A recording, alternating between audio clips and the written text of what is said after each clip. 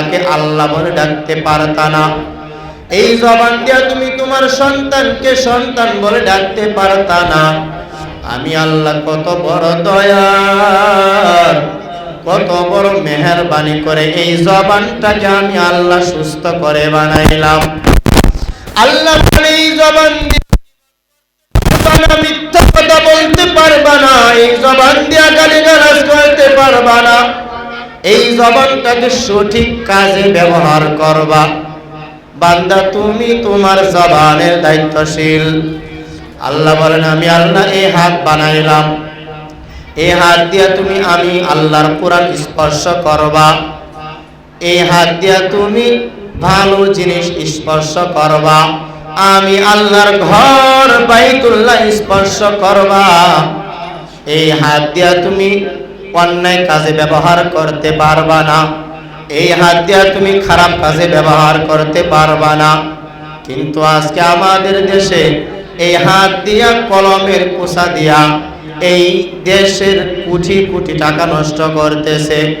এই কলমের সিগনেচার দিয়া, কলমের একটা খুঁচা দিয়া মানুষ শত শত হারামের মধ্যে লিপ্ত রয়েছে। ঠিক ঠিক না? আল্লাহ বলেন আমি আল্লাহ এই হাত এটার জন্য বানাই নাই, আমি আল্লাহ এই হাত বানাইলাম হাত দিয়ে সৎ কাজে ব্যবহার করার জন্য।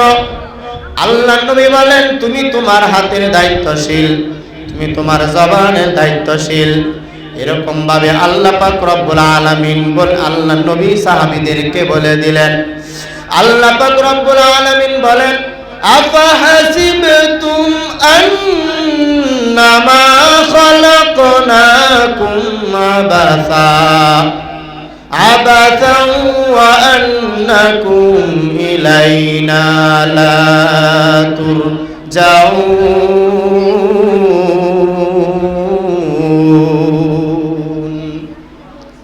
আল্লাহ পাক রব্বুল আলামিন বলেন হে মানুষ, আমি আল্লাহ তোমরা কি এটা ধারণা করতেছো তোমাদেরকে অনর্থক বানাইলাম?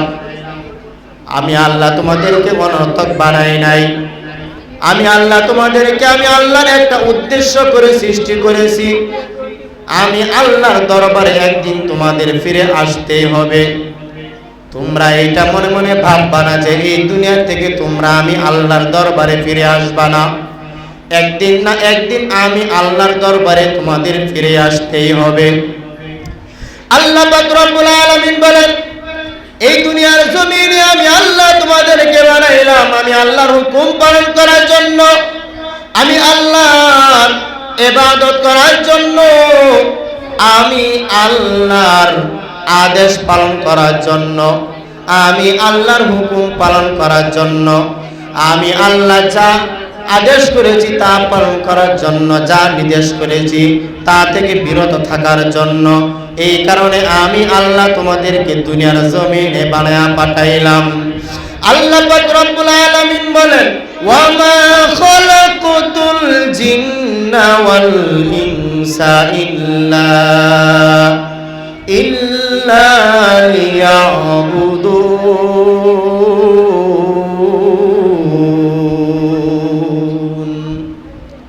আল্লাহ পাক রব্বুল আলামিন বলেন আমি আল্লাহ এই দুনিয়ার জমিনে মানুষ এবং জিন সৃষ্টি করলাম একমাত্র আমি আল্লাহর ইবাদতের জন্য। দুনিয়ার জমিনে ঈমান আনার পর সর্বপ্রথম আমল হলো নামাজ। মানুষের সবচাইতে বড় আমল হলো নামাজ, এর চাইতে বড় কোনো আমল নাই। আল্লাহ পাক বলেন সর্বশ্রেষ্ঠ আমল হলো নামাজ।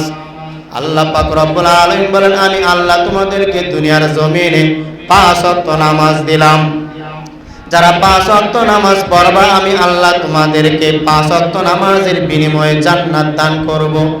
আর যারা নামাজ পড়বা না আল্লাহ পাক রব্বুল আলামিন বলেন নামাজ না পড়ার কারণে তুমি জাহান্নামে চলে যাইবা।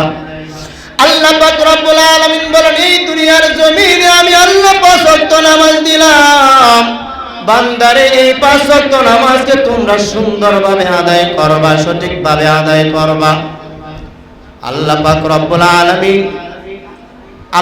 রব্বুল আলামিনের দরবারে যখন আল্লাহর নবী পয়গম্বর হযরত মুহাম্মদ সাল্লাল্লাহু আলাইহি ওয়াসাল্লাম গিয়েছিলেন মেরাজের রাত্রে, আল্লাহ পাক রব্বুল আলামিন উম্মতের জন্য পুরস্কার হিসাবে নামাজ দিলেন। 50 ওয়াক্ত নামাজ নিয়ে আল্লাহ নবী দুনিয়াতে আগমন করবেন। আল্লাহ পাক রব্বুল আলামিনের পক্ষ থেকে নামাজ নিয়ে যখন দুনিয়ার জমিনে আগমন করতেছে, এমন সময় হযরত মূসা আলাইহিস সালাতু ওয়াস সালামের সাথে দেখা। মূসা আলাইহিস সালাতু ওয়াস সালাম ডাকতে বলেন, ইয়া রাসূলুল্লাহ, আল্লাহ পাক রব্বুল আলামিন আপনাকে কি দিয়েছেন? আল্লাহ নবী ডাকতে বলেন, মূসা, আল্লাহ পাক আমার উম্মতের জন্য পুরস্কার হিসাবে 50 ওয়াক্ত নামাজ দিয়েছেন। কয় ওয়াক্ত নামাজ? 50 ওয়াক্ত নামাজ। মূসা আলাইহিস সালাতু ওয়াস সালাম বলেন, ইয়া রাসূলুল্লাহ, আপনার এই উম্মতরা 50 ওয়াক্ত নামাজ আদায় করতে পারবে না, আপনি আল্লাহর দরবারে আবার চলে যান, আরো নামাজ কমাইয়া নিয়ে আসেন। আল্লাহর নবী আল্লাহর দরবারে গিয়া 5 ওয়াক্ত নামাজ কমাইয়া নিয়ে আসলেন।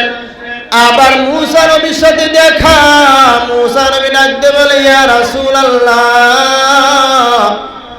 আল্লাহ পাক রব্বুল আলামিনের কাছ থেকে আবার কয় ওয়াক্ত নামাজ কমায় নিয়ে আসলেন? বলেন 5 ওয়াক্ত নামাজ।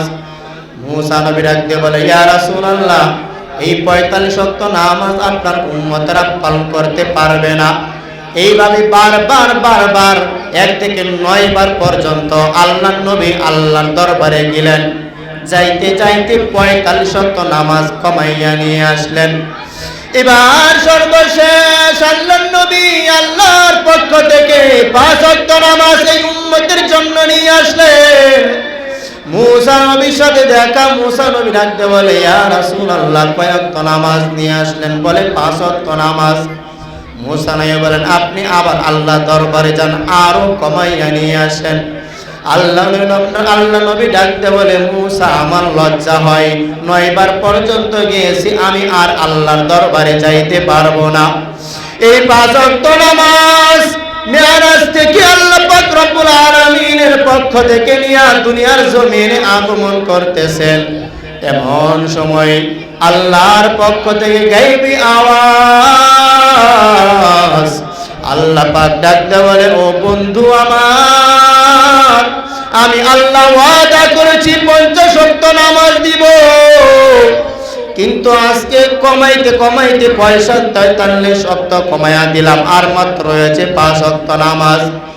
আল্লাহ নবীকে ডাকতে বলে, বন্ধু আমার ওয়াদা ঠিক থাকবে, 50 ওয়াক্ত নামাজ বান্দারা 5 ওয়াক্ত নামাজ পড়বে, কিন্তু আমি আল্লাহ এই 5 ওয়াক্ত নামাজের বিনিময়ে 50 ওয়াক্ত নামাজের সওয়াব আমি আল্লাহ তার আমলনামায় দিয়া দিব।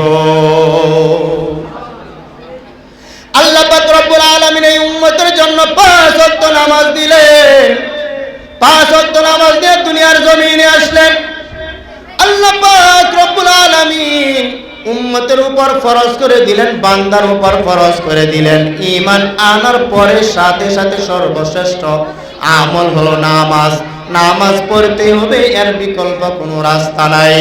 আল্লাহ পাক রব্বুল আলামিন নামাজ দিলেন।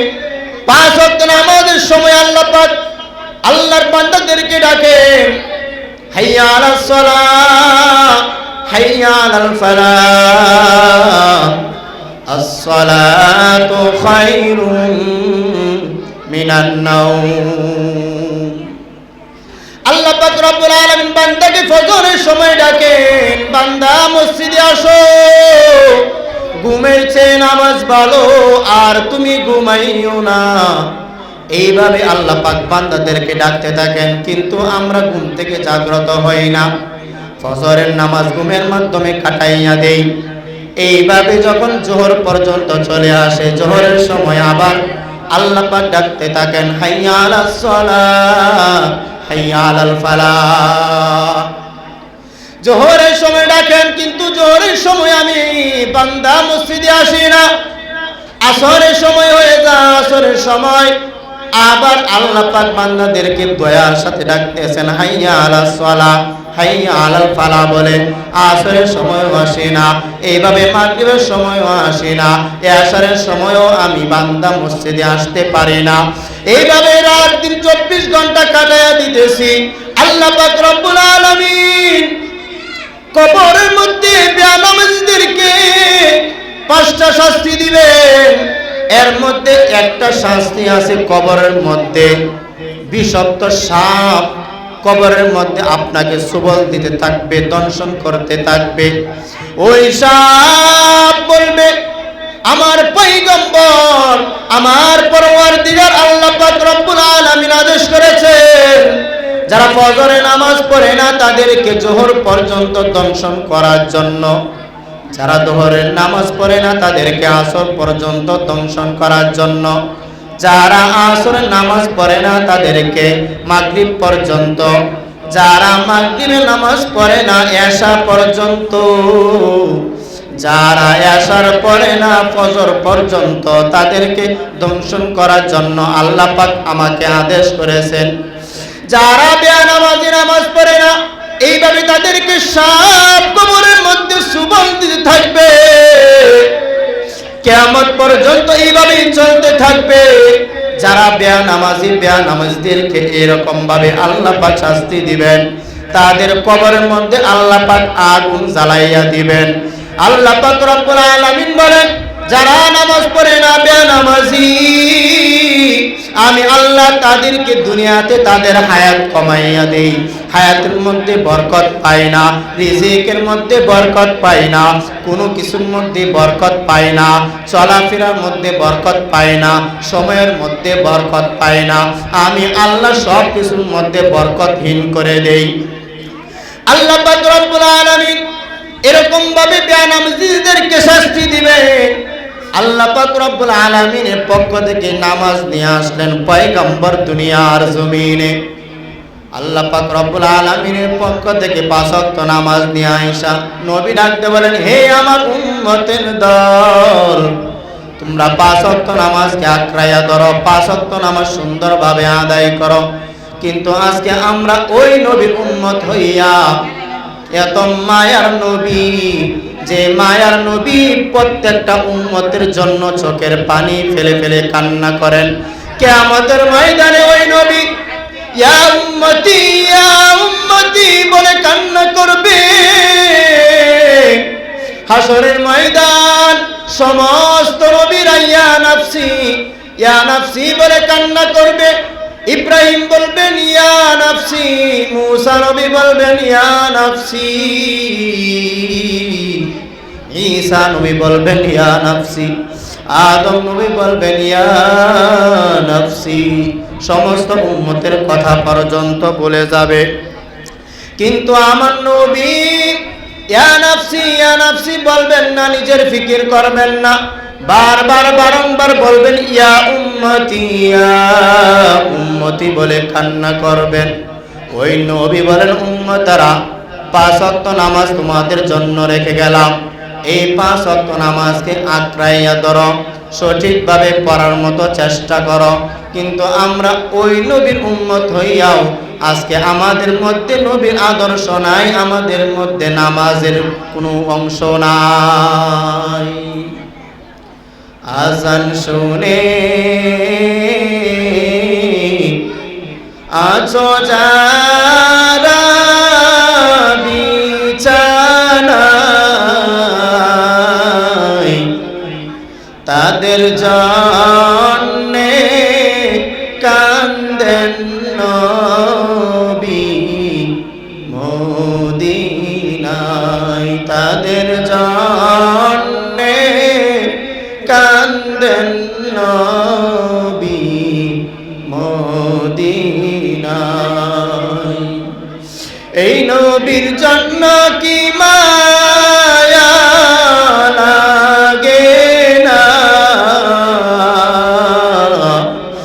এই নবীর জন্য কি মায়া লাগে না। হায়রে নামাজ কেনে পড়ো না, হায়রে উম্মত মসজিদে কেন আসো না।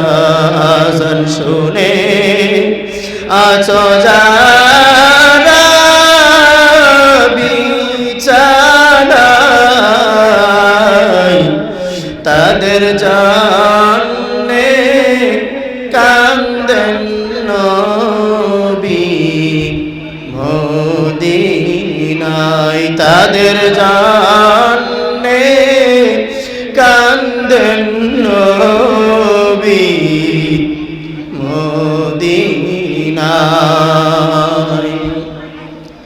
এর নবীর আশিক উম্মতেরা, ওই নবী বলেন উম্মতেরা তোমরা 5 ওয়াক্ত নামাজ পড়ো, ওই নামাজ আপনাকে জান্নাতে নিয়ে যাবে, আবার ওই নামাজ আপনাকে জাহান্নামে নিয়ে যাবে। কিয়ামতের ময়দানে জান্নাতীরা যখন জান্নাতে চলে যাবে, জাহান্নামীরা যখন জাহান্নামে চলে যাবে, জান্নাতীরা জাহান্নামীদেরকে বলবে মা সালাকাকুম ফি সাকার, কোন জিনিস তোমাকে জাহান্নামে নিয়ে গেল? ক্বালু লাম নাকু মিনাল মুসাল্লিন ওয়া লাম নাকু নুতঈমুল মিসকিন ওয়া কুন্না নাখুদু মাল খাইদিন ওয়া কুন্না নুকাযযিবু বিয়াউমিদ্দিন হাত্তা আতানাল ইয়াকিন। জান্নাতীরা জাহান্নামীদেরকে বলবে কোন জিনিস তোমাদেরকে জাহান্নামের মধ্যে নিয়ে আসলো? জাহান্নামীরা বলবে লাম নাকু মিনাল মুসাল্লিন,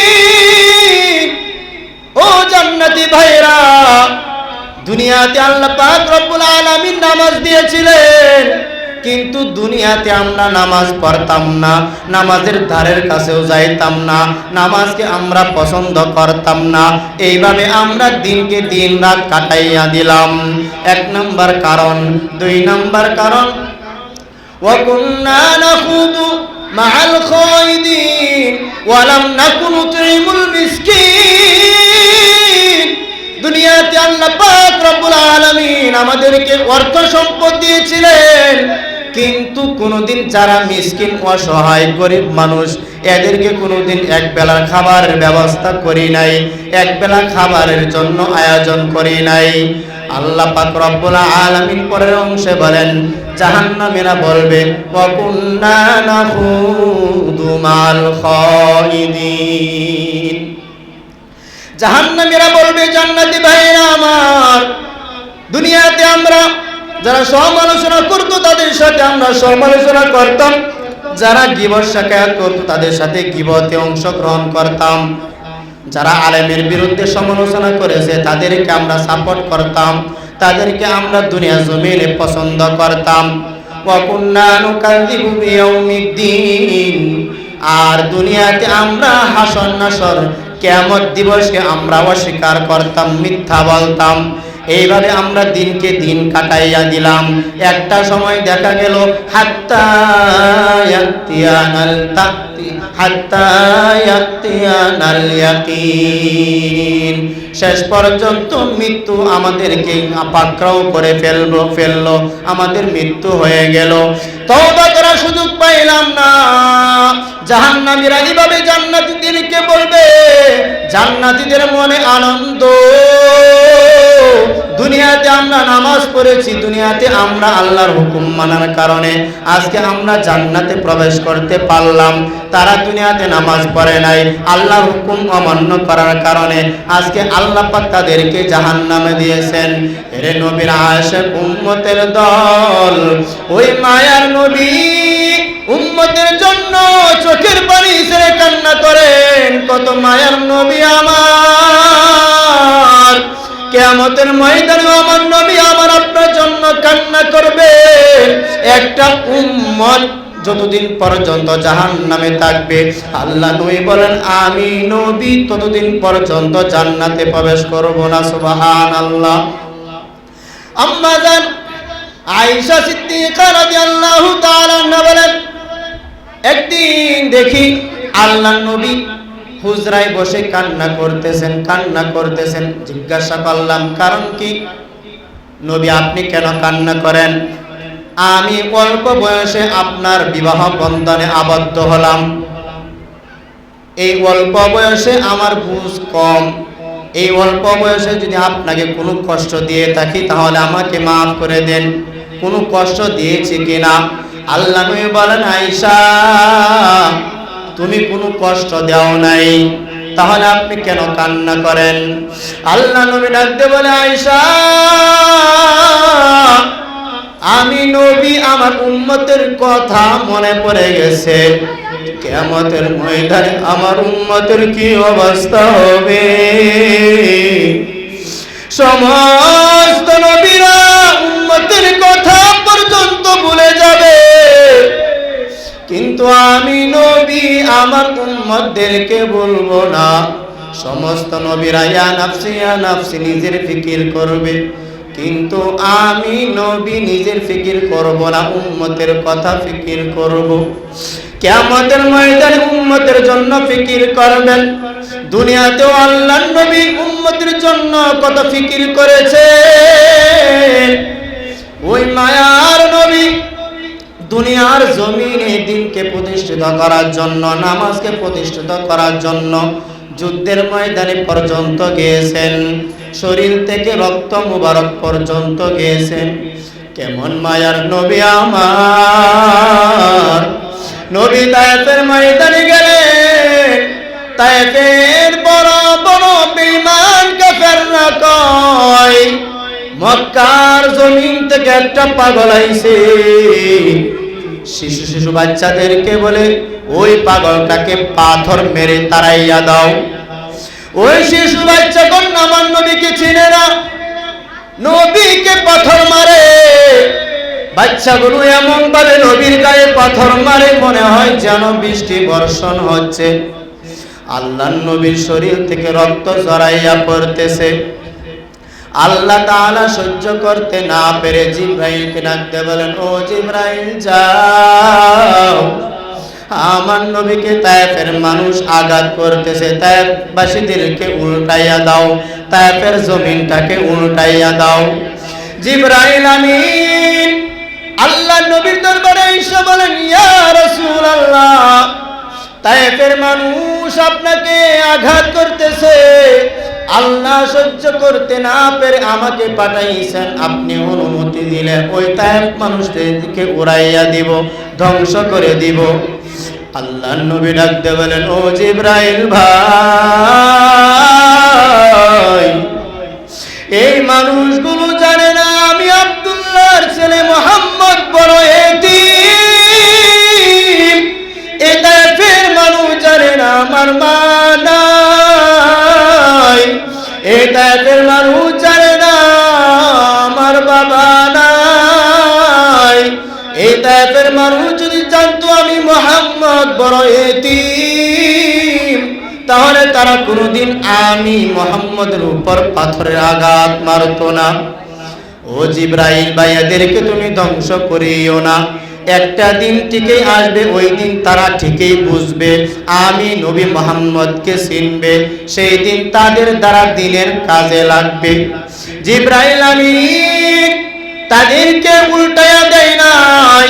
ওই মায়ার নবী বলেছেন তায়েফবাসীরা এত কষ্ট দিয়েছেন, এত কষ্ট দিয়েছেন, এরপরও নবী মনের ভিতরে কোনো কষ্ট নেন নাই।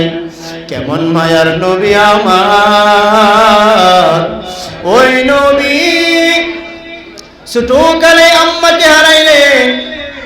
দুনিয়াতে আসার আগে আব্বাজান দুনিয়া থেকে বিদায় নিয়ে চলে গেলেন। মাত্র 6 বছর বয়সে নবীর আম্মাজান দুনিয়া থেকে বিদায় নিয়ে চলে গেলেন। এইভাবে দাদাও কিছুদিন পরে বিদায় নিয়ে চলে গেলেন। আমার মায়ার নবী বড় এতিম।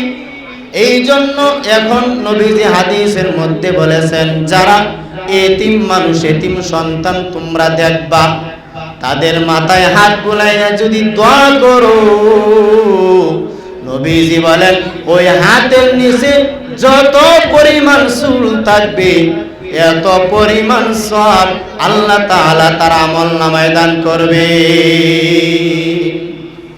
এই জন্য এতিমদেরকে বড় আদর করা, বড় সম্মান করা। আমার মায়ার নবী এতিম, ওই মায়ার নবী উম্মতের জন্য কান্না করেন, কিয়ামতের ময়দানেও কান্না করবেন, চিন্তা করবেন। আল্লাহর নবী চোখের পানি ছেড়ে ছেড়ে কান্না করেন। আম্মা জান আয়েশা ডাকতে বলেন, নবী কিয়ামতের ময়দানে এই উম্মতের কি অবস্থা হবে? নবী ডাকতে বলেন, আয়েশা এই কিয়ামতের ময়দানটা এমন অবস্থা হবে, কিয়ামতের ময়দানটা হবে হাসরের ময়দান। হিসাব নিকাশ শুরু হয়ে যাবে। যার আমল ভালো হবে তাকে জান্নাতে দেওয়া হবে, যার আমল নামা খারাপ হবে তাকে জাহান্নামে দেওয়া হবে।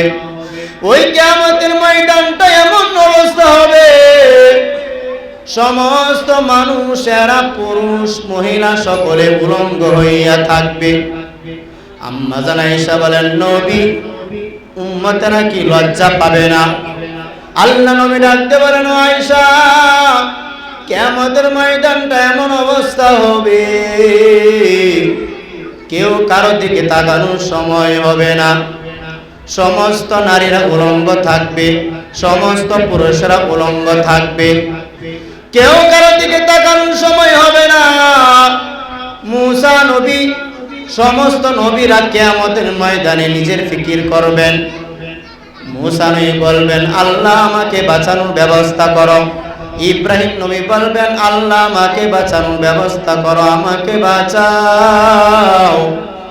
আদম নবী বলবেন, আল্লাহ আমাকে বাঁচাও, আমাকে বাঁচানোর ফিকির করো। সমস্ত নবীর উম্মতের কথা পর্যন্ত ভুলে যাবে। উম্মতেরা দৌড়াইয়া দৌড়াইয়া উম্মতের নবীদের কাছে যাবে। নবীরা বলবে, উম্মতেরা আমরা তোমাদেরকে সুপারিশ করতে পারবো না। ইব্রাহিম নবীর কাছে যাবে, ইব্রাহিম নবী ফিরাইয়া দিবেন, বলবেন সুপারিশ করতে পারবো না। উম্মতেরা মুসা নবীর কাছে যাবে, কে বলবে, মুসা নবী কবরের শাস্তি সহ্য করতে পারি না, হাসরের ময়দানের তাপ সহ্য করতে পারি না, আল্লাহর কাছে সুপারিশ করেন। মুসা নবী বলবেন, আমি সুপারিশ করতে পারবো না। এইভাবে সমস্ত নবীরা দাঁড়াইয়া দিবে। আম্মা জান আয়েশা বলেন, নবী সর্বশেষ এই উম্মতের কি অবস্থা হবে? নবী ডাকতে বলেন,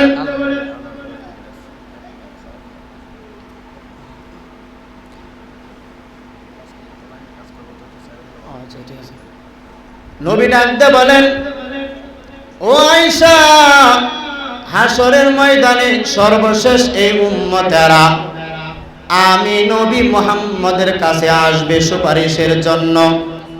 আম্মা জান আয়েশা বলেন, নবী এই উম্মতরা আপনাকে কোথায় পাবে?